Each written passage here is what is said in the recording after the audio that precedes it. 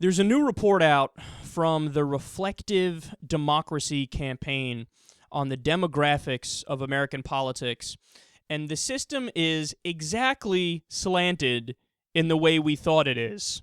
So let me give you the breakdown. They say, quote, white men make up just 31% of the American population, but hold 65% of public elected offices.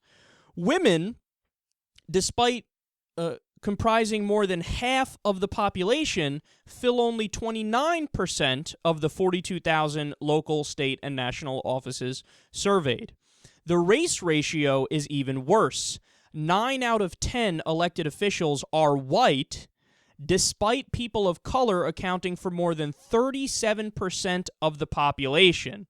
Women of color are hardest hit. They make up 19% of the population, about 62 million people, but hold a mere 4% of public offices. There are no women of color in the U.S. Senate today, and neither Democrats or Republicans have nominated a minority woman in any of this fall's 36 Senate races. So here's the thing. I actually think that liberals sometimes go overboard with the idea of race or gender politics when they, for example, advocate stuff like quotas.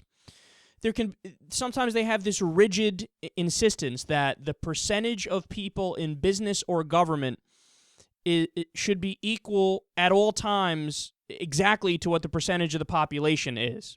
So they have this idea that this is our ideal number, and if we deviate from it at all, there's a massive problem and we need to address it. And I actually disagree with that because maybe there are certain fields that attract more men or more women or more minorities or whoever.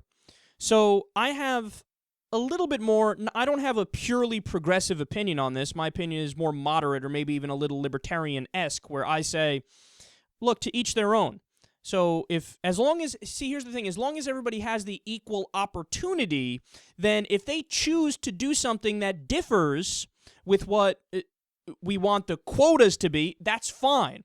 So the final result may be there's a slight overrepresentation of certain communities and certain jobs, and that's fine, as long as, again, people had the equal opportunity and they just chose not to go down that road. But with that being said, I think the level of white dominance and male dominance that we get from this report, it goes above and beyond that, okay? So in other words, something else is at play. It's not just a matter of choice here.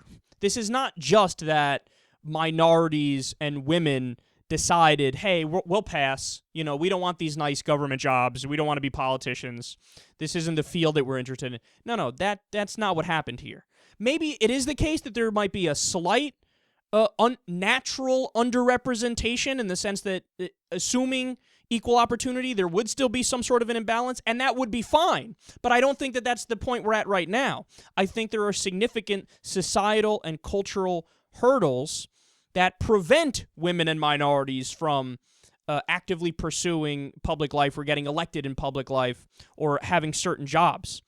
So this is a problem, man. I mean, we have a system that is 31% white male, but it's tremendously overrepresented. 65% of public elected officials are white males when they're only 31% of the population. Again, I would understand a slight overrepresentation because you could just pass that off as, well, it's whatever. This is the way the chips fell. It's natural. Everybody had an equal opportunity, and some chose not to go down this path. But I don't think that's what's going on. And I think the answer is you have to try to address that main problem. I don't think there's equal opportunity. If there was equal opportunity, I think there'd be many more minorities and many more women in government.